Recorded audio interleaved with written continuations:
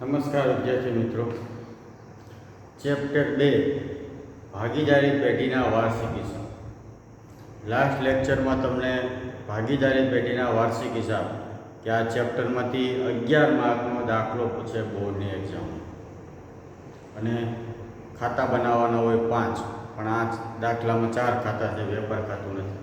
આ 5 ખાતામાં કઈ વિગત આવે એ તમને લાસ્ટ લેક્ચરમાં મેં બધાય નમૂના સમજાવ્યા હતા કે વેપાર ખાતામાં કઈ વિગત આવે, નફા નુકસાન ખાતામાં કઈ આવે, નફા નુકસાન ફાળવણી ખાતું અને મૂડી ખાતામાં કઈ આવે, અને પાકા સરવૈયામાં કઈ આવે. એ દરેક ખાતાની વિગત કઈ આવે એ મેં તમને સમજાવ્યું હતું. દરેક હવાલા, જે મોટાભાગના દાખલાઓમાં જે હવાલા આવતા હોય, ચૂકવવાના બાકી ખર્ચા, અગાઉથી ચૂકવેલ ખર્ચા, મળવાની બાકી આવક, અગાઉથી મળેલા આવક, ઘાલખાત, ઘસારો, ખરીદી નોંધવાની બાકી, આખર માલનો સ્ટોક, આ હવાલાની બબે અસર કઈ રીતે આવે એ પણ મેં તમને સમજાવ્યું. એટલે નમૂના અને હવાલા સમજાવ્યા હતા. હવે આપણે ટેક્સ્ટ બુકના દાખલા શરૂ કરવાના છે. તો આ 5 ખાતા આવે એમાં વેપાર, નફા નુકસાન અને પાકું સરવૈયું. વિદ્યાર્થી મિત્રો, ધોરણ 11માં તમે અભ્યાસ કરીને આવ્યા છો એનું એ જ છે. ખાલી આ 2 ખાતા નવા છે, ફાળવણી ખાતું અને મૂડી ખાતું. આ 2 ખાતામાં કઈ વિગત આવે એ મેં તમને પહેલા ચેપ્ટરમાં અભ્યાસ કરાવ્યો કે નફા નુકસાન ફાળવણી ખાતું અને મૂડી ખાતામાં કઈ કઈ વિગત આવે. તો આ 2 ખાતાની અંદર માત્ર ભાગીદાર અને પેઢી વચ્ચે થતા વ્યવહાર આવે. મૂડી ઉપાડ, મૂડીનું વ્યાજ, ઉપાડનું વ્યાજ, ભાગીદારનો પગાર, બોનસ, કમિશન, એ સિવાયના તમામ વ્યવહાર વેપાર, નફા નુકસાન અને પાકા સરવૈયામાં આવે. તો આ દાખલામાં વેપાર ખાતું બનાવવાનું નથી. દાખલા નંબર 8 પહેલા પેજ નંબર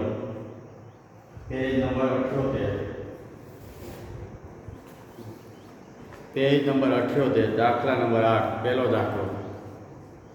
ભાગીદારોના નામ છે બ્રહ્મા અને વિષ્ણુ. સૌથી પહેલાં તો આ દાખલામાં વેપાર ખાતું પહેલું ખાતું બનાવવાનું નથી, એ સિવાયના 4 બનાવવાના છે. નફા નુકસાન ફાળવણી, મૂડી અને પાકું સરવૈયું. વેપાર ખાતું શું કામે બનાવવાનું નથી તો તમે દાખલામાં જુઓ તો કાચા સરવૈયાની જમા બાજુ વેપાર ખાતાનો નફો જ આપી દીધો છે. વેપાર ખાતે એવું લખેલું હોય છે. કાચા સરવૈયાની જમા બાજુ વેપાર ખાતાનો નફો જ આપી દીધો છે. એટલે વેપાર ખાતા પછીના ખાતા બનાવવાના. નફા નુકસાન ખાતું, નફા નુકસાન ફાળવણી ખાતું, મૂડી ખાતું અને પાકું સરવૈયું, આ 4 ખાતા બનાવવાના છે. દાખલો કઈ રીતે ગણવો તમે જાણો છો. કાચું સરવૈયું એક કોઈ હવાલા આપ્યો હોય, સૌથી પહેલાં આપણે હવાલા ટીક કરવાના હોય. જે તે ખાતામાં હવાલા કરવાના હોય, ટીક કરવાના હોય છે આપણે. તો સૌથી પહેલાં રકમ વાંચો. બ્રહ્મા અને વિષ્ણુ 3:2 પ્રમાણે નફો નુકસાન વહેંચતા ભાગીદારો છે. બ્રહ્મા અને વિષ્ણુ કયા પ્રમાણે નફો નુકસાન વહેંચે છે? 2 ભાગીદારો 3:2 પ્રમાણે. 31/3/17 રોજનું કાચું સરવૈયાને હવાલા પરથી વાર્ષિક હિસાબ તૈયાર કરો. કાચું સરવૈયા આપ્યું છે, હવાલા આપ્યા છે, એના ઉપરથી વાર્ષિક હિસાબ તૈયાર કરીએ. ચાલો, કાચું સરવૈયું. સૌથી પહેલાં આમ તો કોઈ પણ ચેપ્ટરનો દાખલો તમે જવાબ લખો એ પહેલાં રકમ વાંચી લેવાની. તો કાચું સરવૈયું આખું વાંચી લેવાનું પહેલાં એક્ઝામમાં, કારણ કે એની અંદર કોઈ આંતરિક હવાલો નથી ને એનો ખ્યાલ આવે તમને વાંચેલું હોય તો. કાચું સરવૈયું આપેલું છે, નીચે હવાલા આપેલા. હવાલા આપણે ટીક કરવાના હોય. પહેલો હવાલો, મશીનરી પર 6% અને ફર્નિચર પર 20% ઘસારો. ચાલો, મશીનરી અને ફર્નિચર. હવે આ કાચું સરવૈયું છે એ ખાતા સ્વરૂપે આપ્યું છે. તમને 11મા ધોરણમાં કાચું સરવૈયું ચેપ્ટર આવતું. કાચા સરવૈયા 2 રીતે તૈયાર થાય, પત્રક સ્વરૂપે અને ખાતા સ્વરૂપે. આ ખાતા સ્વરૂપે છે. તો આ બાજુ ઉધાર બાકી કહેવાય, ઓલી બાજુને જમા બાકી કહેવાય. તો ઉધાર બાકી કોની કહેવાય, કોની હોય એ તમને કહી દઉં. ઉધાર બાકી ખર્ચાઓની હોય, મિલકતોની હોય, ઉપાડની હોય, ખરીદીની હોય. જમા બાકી કોની હોય તો જમા બાકી છે આવકોની હોય, દેવાની હોય, વેચાણની હોય અને મૂડીની હોય. તો મશીનરી પર 6% અને ફર્નિચર પર 20% ઘસારો ગણવાનો કીધો તો મશીનરી અને ફર્નિચર છે ને એ મિલકત કહેવાય. મિલકતની ઉધાર બાકી હોય. ઉધાર બાજુ જુઓ, મશીનરી આપી છે ઉપરથી ત્રીજી વિગત, એની ઉપર ટીક કરી લખો. સાઈડમાં 1 ટીક કરી, સાઈડમાં 1 લખવાનું એટલે ખબર પડે કે આ પહેલો હવાલો છે આમાં. એટલે મશીનરી પાસે ટીક કરી લખો 1. ફર્નિચર પર 20% ઘસારો ગણો. તો ફર્નિચર એ આપ્યું છે અધવચ્ચે આપ્યું છે ઉધાર બાજુ. ફર્નિચર એ મિલકત કહેવાય, મિલકતની ઉધાર બાકી હોય તો ફર્નિચર ઉપર ટીક કરો અને લખો 1. ફર્નિચર અને પિક્ચર્સ કીધું છે, એની ઉપર ટીક કરી લખવાનું 1. બીજો હવાલો, દેવાદારમાંથી 500 માંડીવાળો. ઘાલખાતનો હવાલો હંમેશા યાદ રાખજો, ઘાલખાત ઉપર ટીક નહીં કરવાનો, દેવાદારો ઉપર ટીક થાય. દેવાદાર એટલે લેણું, લેણું એટલે મિલકત, દેવાદારની ઉધાર બાકી હોય તો ઉપરથી 6ઠ્ઠી વિગત જુઓ, 5મી વિગત, ઉપરથી 5મી વિગત ઉધાર બાકી હોય, ઉધાર બાજુ દેવાદારો આપ્યા, દેવાદારો ઉપર ટીક કરી લખો 2. ત્રીજો હવાલો, બ્રહ્મા અને વિષ્ણુને અનુક્રમે 5000 અને 4000 પગાર આપવાનો છે. કોને પગાર આપવાનો છે? બ્રહ્મા અને વિષ્ણુને. આ ભાગીદારનો પગાર છે, કર્મચારીઓનો નહીં. એટલે ઓલા પગાર ઉપર ટીક નહીં કરવાનું જે દાખલામાં આપ્યો હોય કાચા સરવૈયામાં. ભાગીદારોનો પગારની માહિતી કાંઈ કાચા સરવૈયામાં આપી નથી, એટલે હવાલા ઉપર ટીક કરવાનું, એટલે હવાલા ઉપર ટીક કરો. ચોથો હવાલો, કમિશનના મળવાના બાકી છે. મળવાનું બાકી કમિશન આવક કહેવાય, અને આવકની જમા બાકી હોય, જમા બાજુ કમિશન આપ્યું હોય છે. જુઓ નીચેથી 3જી વિગત જમા બાજુ, કમિશન ઉપર ઠીક કરી લખો 4. પગારના 3000 ચૂકવવાના બાકી છે તો પગાર ચૂકવવાનો બાકી ખર્ચ કહેવાય, ખર્ચની ઉધાર બાકી હોય તો ઉધાર બાજુ પગાર આપ્યો હોય છે. જો તો નીચેથી 6ઠ્ઠી વિગત છે પગાર, પગાર ઉપર ટીક કરી લખો 5. તો આ હવાલા ટીક થઈ ગયા. હવે આપણે ઉધાર બાજુથી દાખલો રકમ લખતી જવાની, જેની ઉપર હવાલો હોય એની 2 અસર આપતી જવાની. ચાલો સૌથી પહેલાં ઉધાર બાકીઓ પહેલાં લખી નાખો. ઉધાર બાકી ઉપાડ, ઉપાડ ક્યાં આવે? તો ઉપાડ છે મૂડી ખાતાની ઉધાર બાજુ આવે. મેં તમને આ 2 ખાતા સમજાવ્યા આગળના દાખલામાં, આગળના ચેપ્ટરમાં આ 2 દાખલા ગણાવ્યા કે નફા નુકસાન ફાળવણી ખાતું અને મૂડી ખાતું. આ 2 ખાતામાં કઈ વિગત આવે? ભાગીદાર અને પેઢી વચ્ચે થતા વ્યવહાર આવે. મૂડી, ઉપાડ, મૂડીનું વ્યાજ, ઉપાડનું વ્યાજ, ભાગીદારનો પગાર, બોનસ, કમિશન. આ 2 ખાતામાં 5 જ વ્યવહાર આવે. તો ઉપાડ ક્યાં લખવાનો? તો ઉપાડ છે મૂડી ખાતાની ઉધાર બાજુ લખવાનો હોય. ઉપાડ બ્રહ્માનો કેટલો? તો 5000, બ્રહ્માના ખાનામાં 5000. વિષ્ણુનો કેટલો? 5000, વિષ્ણુના ખાનામાં 5000. ટીક કરેલું છે ને એનો મતલબ એક હવાલો નથી. ભાડા પટ્ટાનું મકાન, ભાડા પટ્ટાનું મકાન મિલકત કહેવાય, મિલકત લેણા બાજુ.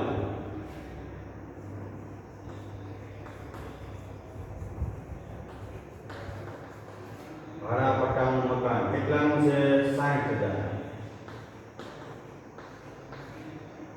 60000 છે. હવે કાઉન્સમાં તમને કાચા સરવૈયાની અંદર કોઈ વિગતની બાજુમાં તારીખ કે ટકાવારી હોય તો એ આંતરિક હવાલો સમજવાનો. આંતરિક હવાલો એટલે નીચે જે હવાલો આપ્યા ને એમાં નથી આપ્યો.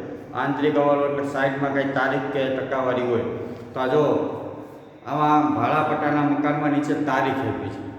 1/4/16 થી 10 વર્ષ માટે ભાડા પટ્ટે રાખ્યું. કેટલા વર્ષ માટે ભાડા પટ્ટે રાખ્યું? 10 વર્ષ માટે. તો 60000 ભાગ્યા 10 કરો. 60000 ભાગ્યા 10 કરો એટલે કેટલા આવે? 6000 રૂપિયા આવે. દર વર્ષે 6-6000 રૂપિયા માંડી વાળવાના. એટલે ભાડા પટ્ટા મકાન રાખ્યું, 10 વર્ષ માટે રાખ્યું, દર વર્ષે 6-6000 રૂપિયા માંડી વાળો. એટલે 10 વર્ષ પૂરા થાય તો ભાડા પટ્ટાનો રકમ 0 થઈ જાય એટલે કોન્ટ્રાક્ટ પૂરો થઈ જાય. તો હકીકતમાં ભાડા પટ્ટાની મિલકતથી અવાસ્તવિક મિલકત છે, વાસ્તવમાં આપણી મિલકત છે જ નહીં. પણ 10 વર્ષ પૂરતી તમે ભાડે રાખી છે તો 10 વર્ષ પૂરતી તમે એનો ઉપયોગ કરી શકો. અને 10 વર્ષનું ભાડું તમે 60000 ચૂકવી દીધું, પણ વાર્ષિક હિસાબ તો 1 જ વર્ષના હોય. તો તમારે 1 વર્ષનો ખર્ચો ધ્યાનમાં લેવો હોય તો 60000 ભાગ્યા 10 કરો તો દર વર્ષે ખર્ચો કેટલો થાય? 6000. તેનો મતલબ એ કે 54000 અગાઉથી ચૂકવેલા કહેવાય. એટલે ભાડા પટ્ટાનું મકાન અવાસ્તવિક મિલકત કહેવાય. મિલકત લેણા બાજુ રાખ્યું, જેટલા વર્ષ માટે રાખ્યું એટલા વર્ષ વડે ભાગાકાર કરો. 10 વડે ભાંગો તો કેટલા આવે? 6000. તો માંડી વાળા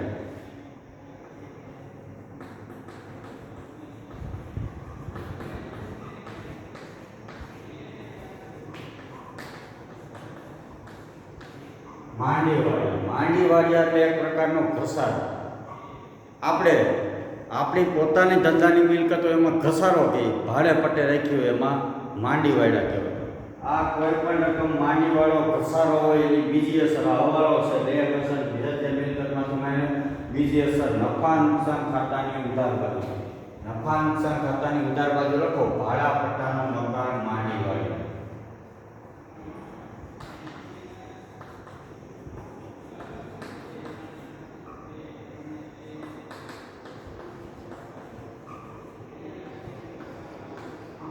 કેટલાનું માંડી વાળ્યું તો 6000 નું માંડી વાળ્યું. ચાલો એના પછી મશીનરી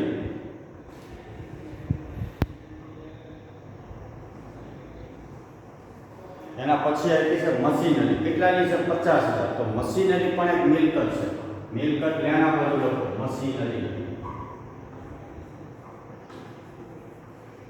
કેટલાની છે તો મશીનરી છે 50000 ની 50000 હવે હવાલો છે જો એમાં હવાલા નંબર 1 મશીનરી પર 6% ઘસારો 6% ઘસારો ઘસારાથી મિલકતની કિંમત ઘટે એટલે માઈનસ થાય માઈનસ ઘસારો 6% 50000 ના 6% કરો એટલે 3000 આવશે 6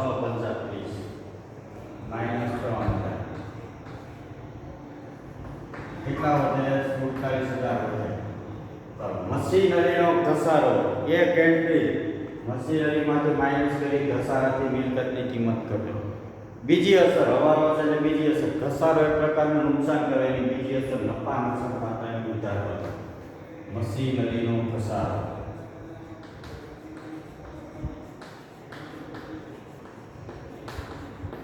કેટલો છે તો 3000 મશીનરીનો ઘસારો કેટલો 3. ચાલો એના પછી આપેલ વટાવ ખર્ચ કહેવાય.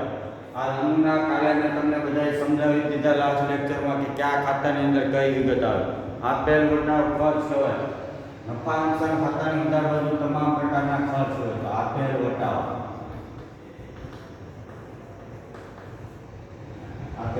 કેટલો છે તો 350 રૂપિયા 350. હવે એના પછી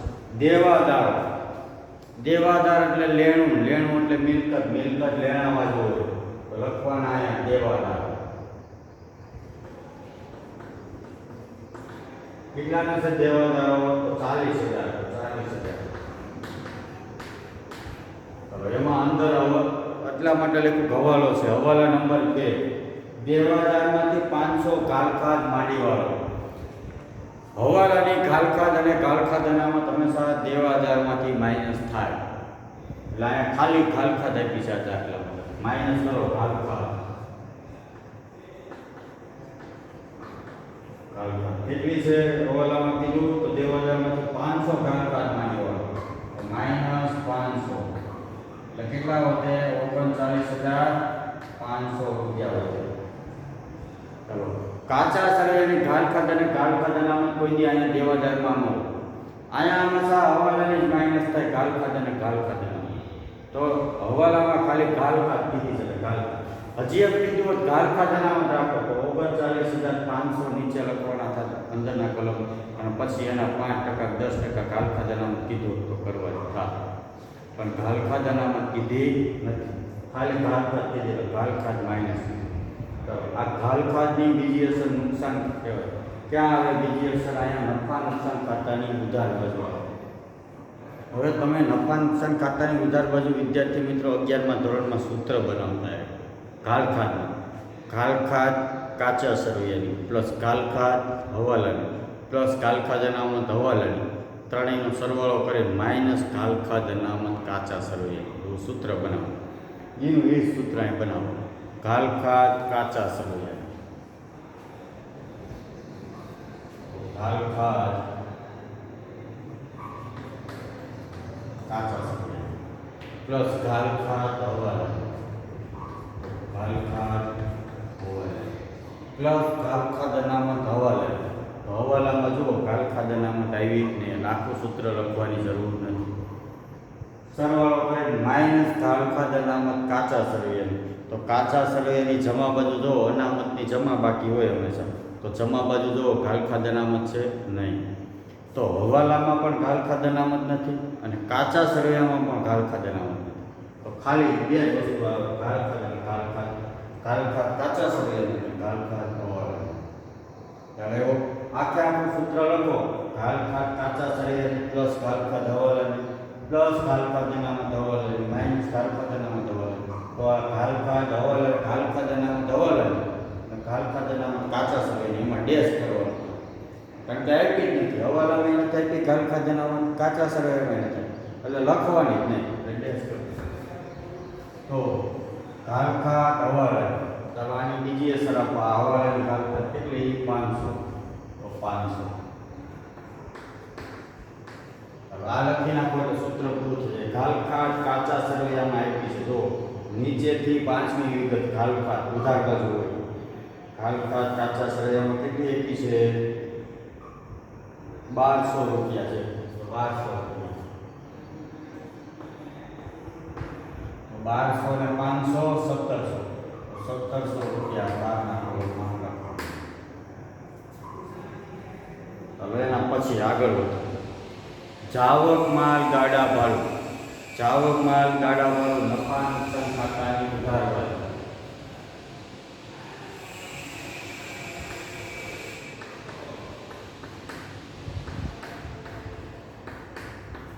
જાવક માલ ગાડા ભાડું કેટલું છે? 1200 રૂપિયા. જાવક માલ ગાડા ભાડું વેચાણ વિતરણનો ખર્ચો છે, એટલે નફા નુકસાન ખાતાની ઉધાર બાજુ.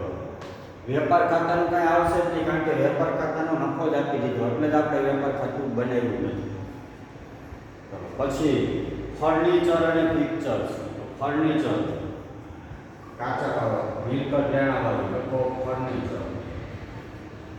ફર્નિચર કેટલાનું છે? તો 5000. હવાલો વાંચો, એમાં પણ પહેલો હવાલો છે.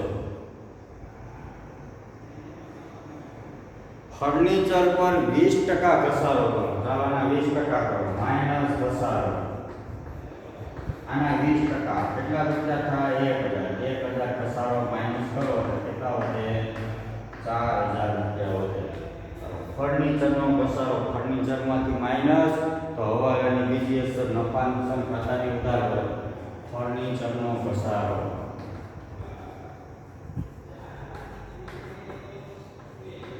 ફર્નિચરનો ઘસારો કેટલા રૂપિયા? 1000 રૂપિયા.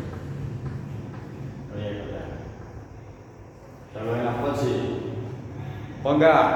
પગાર એક ખર્ચ કહેવાય, નફા નુકસાન ખાતાની ઉધાર વધે. તો પગાર. પગાર કેટલો છે? તો 7500. 7500. ચાલો એમાં હવાલો છે. કેટલામો હવાલો? તો 5મો. પગારના 3000 ચૂકવવાના બાકી છે. વિદ્યાર્થી મિત્રો, કાલે મેં તમને કીધું હતું કોઈ પણ ખર્ચ ચૂકવવાનો બાકી હોય તો જે તે ખર્ચમાં પ્લસ થાય, અને અગાઉથી ચૂકવેલો હોય તો માઇનસ થાય. આમાં પ્લસ પ્લસ ચૂકવવાનો બાકી પગાર. કેટલો ચૂકવવાનો બાકી છે? તો 3000. 3000 રૂપિયા. 10500 ચૂકવવાનો બાકી પગાર. પગારમાં પ્લસ, તો બીજી અસર દેવું કહેવાય, એટલે મૂડી દેવા બાજુ લખવાનું. ઉપર લીટી મૂકી જવાની, કારણ કે અહીંયા છેલ્લે મૂડીની આખરની બાકી આવશે ને અહીંયા લખવાની થાય. તો ઉપર જેટલા બાકીદાર હોય એનાથી એક લીટી વધારે, 3-4 લીટી મૂકી જવાની. ચૂકવવાનો બાકી પગાર. ચૂકવવાનો બાકી પગાર કેટલો છે? 3000 ચૂકવવાનો બાકી છે. 3000 ચૂકવવાનો બાકી પગાર. પગારમાં પ્લસ, બીજી અસર મૂડી દેવા બાજુ, કારણ કે દેવું કહેવાય ચૂકવવાનું બાકી. ચાલો એના પછી ઘાલ ખાધ આવી ગઈ. લેણી ઊંડી. લેણી ઊંડી લેણું કહેવાય, મિલકત લેણા બાજુ. લેણી ઊંડી. લેણી ઊંડી કેટલી છે? તો 20000. 20000. ચાલો એના પછી વેપાર ખર્ચ. વેપાર ખર્ચ એ વેચાણ વિતરણનો ખર્ચ કહેવાય, નફા નુકસાન ખાતાની ઉધાર બાજુ. વેપાર ખર્ચ. વેપાર ખર્ચ કેટલો છે? 5900. 5000. રોકડ શિલક, રોકડ શિલક મિલકત કહેવાય, મિલકત લેણા બાજુ. રોકડ શિલક કેટલી છે? રોકડ શિલક 6000, તો 6000 રૂપિયા.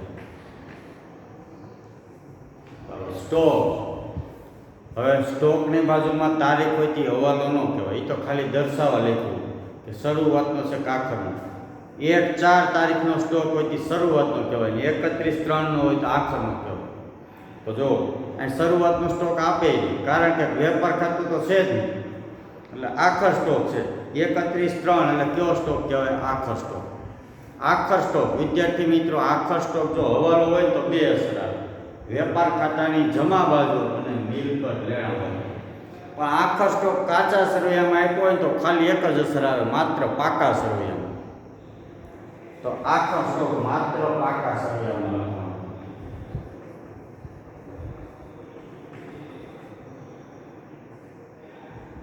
કેટલો છે? 75,000. વેપાર ખાતું બનાવવાનું નથી, કાચો નફો જ આપી દીધો, એટલે જ એ લોકોએ આખર સ્ટોક છે કાચા સરવૈયામાં આપ્યો, એટલે માત્ર પાકા સરવૈયામાં લખવાનું. હવાલો હોય તો વેપાર ખાતાની જમા બાજુ આવે. ચાલો તો આ ઉધાર બાજુ બધું પૂરું. ઉધાર બાજુ શું આવ્યું? ખર્ચાઓ આવ્યા, મિલકતો આવી, આ બધા વ્યવહારો આવ્યા. જમા બાજુ, જમા બાકી કોની હોય? તો આવકની હોય, દેવાની હોય, મૂડીની હોય. ચાલો મૂડી જમા બાજુ. તો મૂડી છે એ આપણે અહીંયા લખવાની હોય, બાકી આગળ લાવ્યા.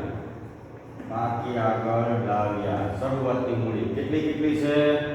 તો 55,000 અને 45,000. 55,000 અને 45,000. કાચા સરવૈયામાં જે મૂડી આવી એ મૂડીને શરૂઆતની મૂડી તરીકે લખવાની, બાકી આગળ લાવી. ચાલો બ્રહ્માની લોન, ભાગીદારની લોન હોય, બેંકની લોન હોય, લોન બધી મૂડી જેવા બધા અહીં લખવાનું બ્રહ્માની લોન.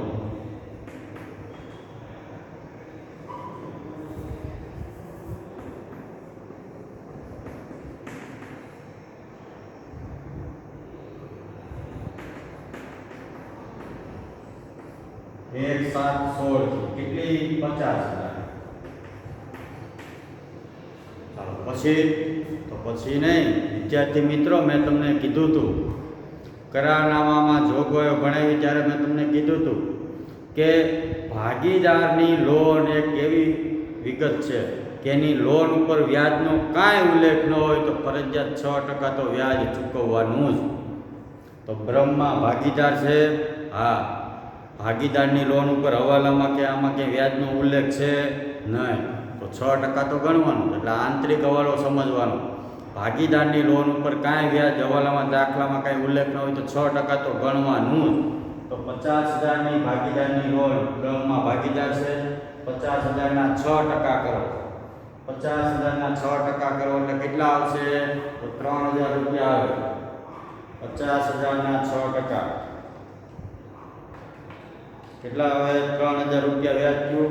પણ આખા વર્ષનું નહીં, 1/7/16 થી લોન આપી. તો 1/7/16 થી જ્યારથી લોન આપી ત્યારથી વ્યાજ ગણવાનું ચાલુ થાય વર્ષની છેલ્લી તારીખ સુધીનું.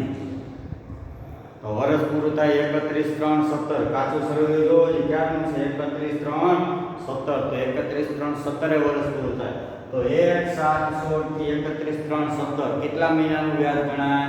7મો, 8મો, 9મો, 10મો, 11મો, 12મો, પહેલો, બીજો, ત્રીજો, 9 મહિનાનું વ્યાજ ગણાય. તો બ્રહ્માની લોન 50,000 છે, એના 6% વ્યાજ કરવાનું. કોણ? ગુણ્યા 9/12. શું કામે? 9 મહિનાનું વ્યાજ ગણાય, કારણ કે લોન આપી 1/7/16. તો ભાગીદારની લોન ઉપર વ્યાજનો કાંઈ ઉલ્લેખ ન હોય એટલે 6% તો ગણવાનું. તો 50,000ના 6%, 3,000 વ્યાજ આવ્યું, એને ગુણ્યા 9/12. 2250 રૂપિયા વ્યાજ થાય. કેટલું વ્યાજ થાય? 2250 રૂપિયા. તો ભાગીદારની લોન મૂડી દેવા બાજુ અને ભાગીદારની લોનનું વ્યાજ પણ મૂડી દેવા બાજુ. બ્રહ્માની લોનનું વ્યાજ, અથવા લોનમાં પ્લસ કરી લખો તો હાલે. લોન 50,000 અંદરના કોલમમાં લખો પ્લસ 2250, 52,250 એવી રીતે લખો તો હાલે. એટલે બ્રહ્માની લોન,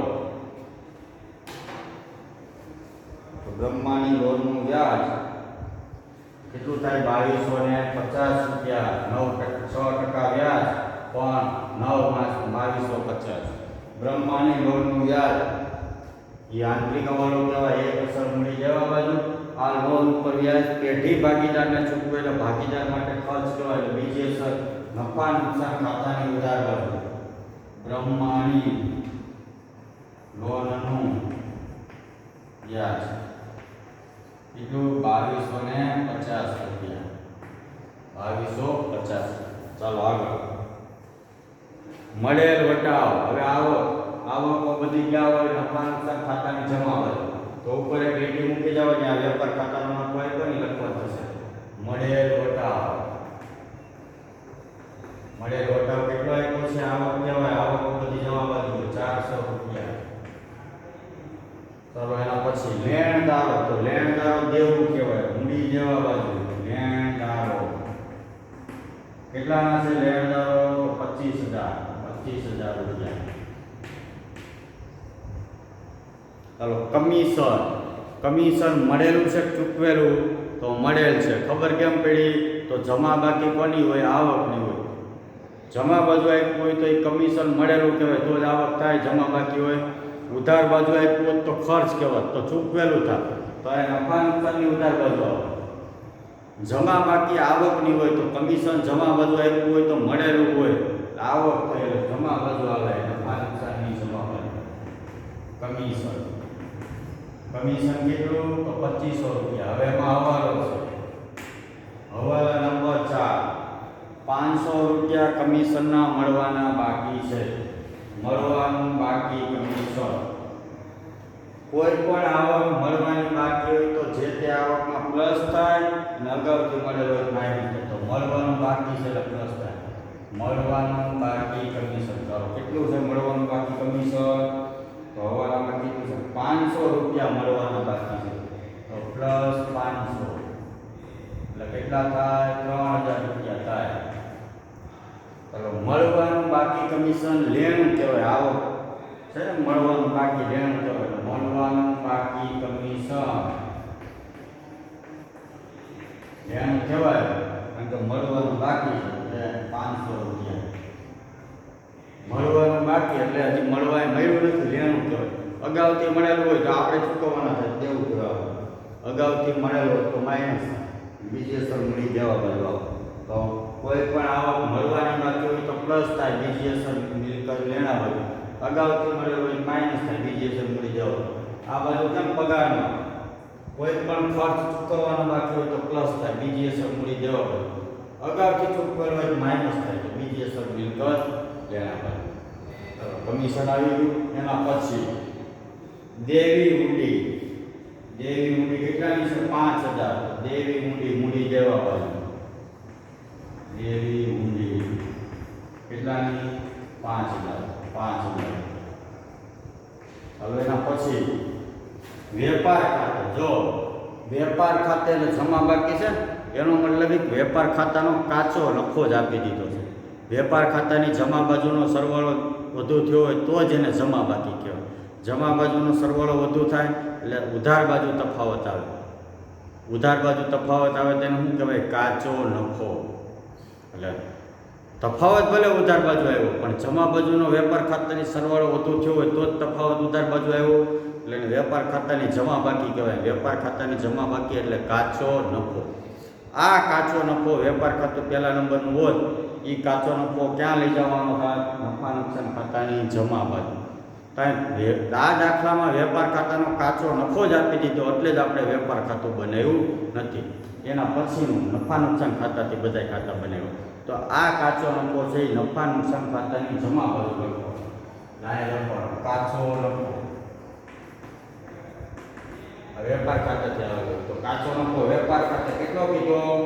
તો કાચો નફો 57250. કેટલો આપ્યો છે? 57250 રૂપિયા. કાચો નફો લખીને તો ચાલો હવે શું બાકી છે? તો હવે માત્ર હવાલા ઉપર ટીક કર્યો એવો ત્રીજો એક હવાલો બાકી છે. બ્રહ્મા અને વિષ્ણુને અનુક્રમે 5000 અને 4000 વાર્ષિક પગાર આપવાનો. બે ભાગીદારો છે બ્રહ્મા અને વિષ્ણુ. ને કેટલો કેટલો પગાર આપવાનો છે બ્રહ્મા અને વિષ્ણુને? તો બ્રહ્મા અને વિષ્ણુને 5000 અને 4000 પગાર આપવાનો. તો ભાગીદારોનો પગાર હંમેશા ક્યાં હોય? મૂડી ખાતાની જમા બાજુ હોય. બ્રહ્માને કેટલો આપવાનો? 5000. તો બ્રહ્માના ખાનામાં 5000. વિષ્ણુને કેટલો આપવાનો? 4000. તો વિષ્ણુના ખાનામાં 4000. ચાલો, ભાગીદારોનો પગાર મૂડી ખાતાની જમા બાજુ, તો ફાળવણી ખાતાની કઈ બાજુ આવે? ઉધાર બાજુ આવે. તો ભાગીદારોનો પગાર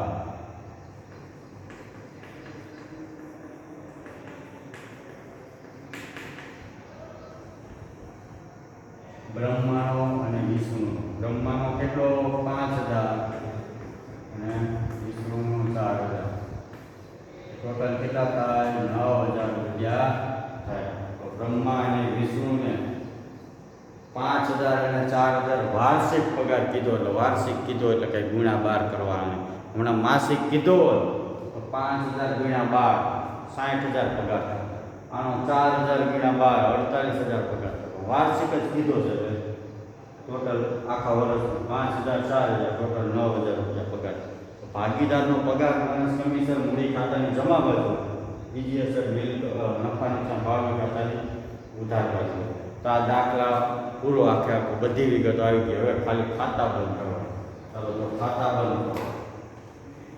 સૌથી પહેલા નફા નુકસાન ખાતું બંધ કરો. તો નફા નુકસાન ખાતાની કઈ બાજુનો સરવાળો વધુ થાય? ઉધાર. તો ઉધાર બાજુનો સરવાળો કરો. નફા નુકસાન ખાતાની ઉધાર બાજુનો સરવાળો. તો ઉધાર બાજુનો સરવાળો 57250 પ્લસ 400 પ્લસ 3000. કેટલો સરવાળો આવ્યો? 1,06,000.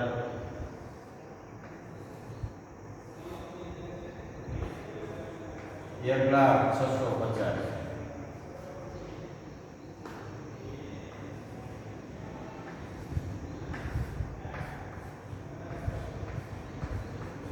1,06,50. ઉધાર જમા બાજુનો સરવાળો વધુ થયો. ફરી પાછો ચેક કરી લઈએ. 57,250 પ્લસ 400 પ્લસ 3000 1,06,50. એમાંથી ઉધાર બાજુનું બધું માઇનસ કરો. તો minus 6,000 minus 3000 minus 350 minus 1700 minus 1200 minus 1,000 minus 10,500 minus 5,900 minus 2,250. એટલે નફો આવ્યો 68,750 રૂપિયા. આને કહેવાય ચોખ્ખો નફો. એવો નફો, ચોખ્ખો નફો. ફરી એક વખત ફરી પાછું ચેક કરી લઈએ. 1,06,50 minus 9,000 minus 350 minus 17,1200 2900 minus 11,500 minus 5,900 minus 2,200. 68,750. આ જે ચોખ્ખો નફો આવ્યો એના પછીના ખાતાની વિરુદ્ધ બાજુ. તો ત્રીજું ખાતું હોય ફાળવણી ખાતું. તો નફા નુકસાન ફાળવણી ખાતાની કઈ બાજુ લખવાનો? તો નફા નુકસાન ફાળવણી ખાતાની જમા બાજુ લખવાનો. લખવાનું ચોખ્ખો નફો.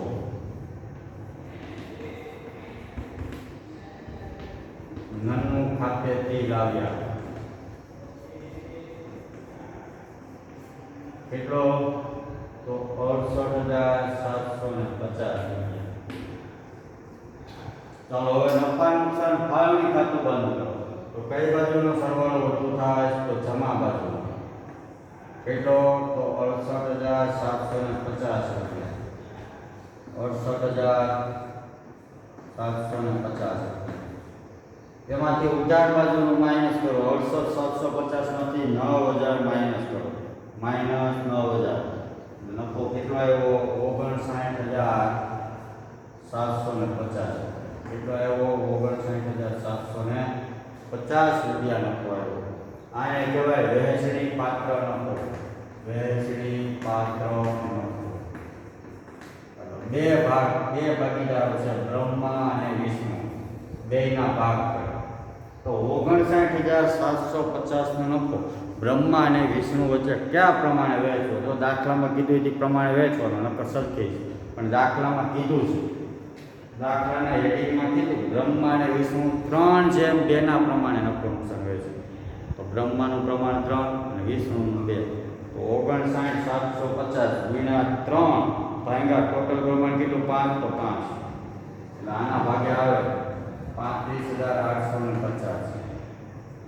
હવે વિષ્ણુના ભાગે કેટલા? તો 59,750 ગુણ્યા વિષ્ણુનું પ્રમાણ 2 ભાગ્યા ટોટલ પ્રમાણ 5. તો 23,900. 59,750 નો નફો બ્રહ્મા અને વિષ્ણુનું પ્રમાણ આપ્યું 3:2. તો 3:2 પ્રમાણે વહેંચવાનું. તો 3:2 પ્રમાણે વહેંચો તો 59,750 માંથી બ્રહ્માના ભાગે 35,850 અને વિષ્ણુના ભાગે 23,900 નો પડે. ચાલો, આ વહેંચણી પાત્ર છે, નફો છે, એના પછીના ખાતાની વિરુદ્ધની બાજુ મૂડી ખાતાની કઈ બાજુ લખવાનું? જમા બાજુ. મૂડી ખાતાની જમા બાજુ લખવાનું વહેંચણી પાત્ર નફો.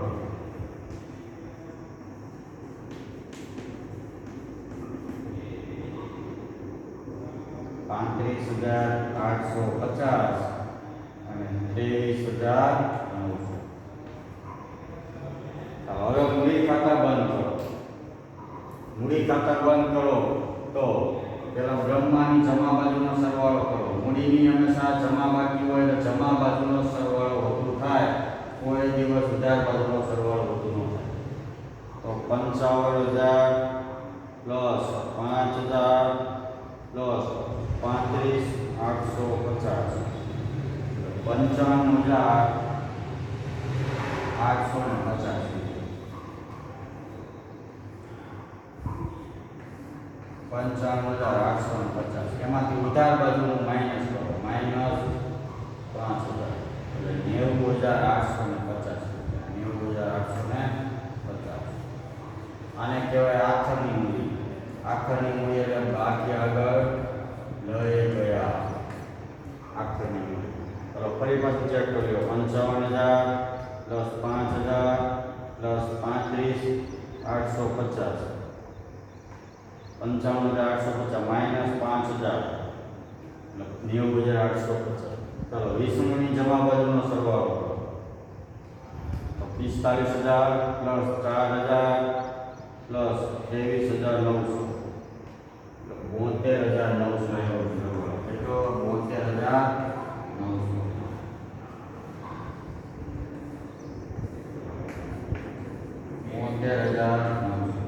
72,900 માંથી 5,000 માઇનસ કરો, -5,000 67,900. કેટલા? 67,900. ફરી પાછો સરવાળો ચેક કર્યો. 45,000 પ્લસ 4,000 પ્લસ 23,900 72,900 માઇનસ 5,000 67,900. હાલો, આ આવી આખરની મૂડી. આખરની મૂડીને કહેવાય બાકી આગળ લઈ ગઈ. શરૂઆતની મૂડી અહીંયા હોય, આખરની મૂડી ક્યાં હોય? આ આખરની મૂડી છે મેં તમને અહીંયા જગ્યા મુકાવી, ત્યાં લખો આખરની મૂડી. લખો આખરની મૂડી. લખવાનું મૂડી ખાતા.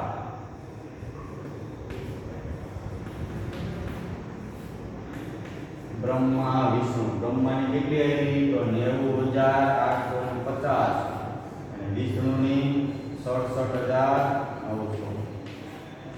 ચાલો, બેયનો સરવાળો કરો. 90,850 પ્લસ 67,900 1,58,750.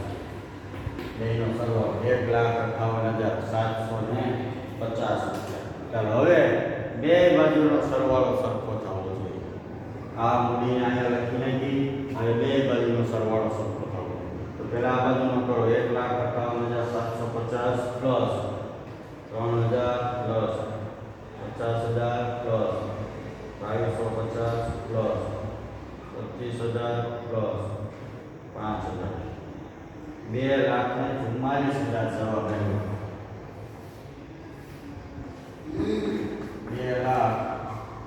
2,44,000. એવી રીતે ઓલી બાજુનો સરવાળો કરો, એનો પણ 2,44,000 થવો જ જોઈએ. તો 54,000 plus 47,000 plus 39,500 plus 4,000 plus 20,000 plus 6,000 plus 73,000 plus 500 2,44,000. 2,44,000.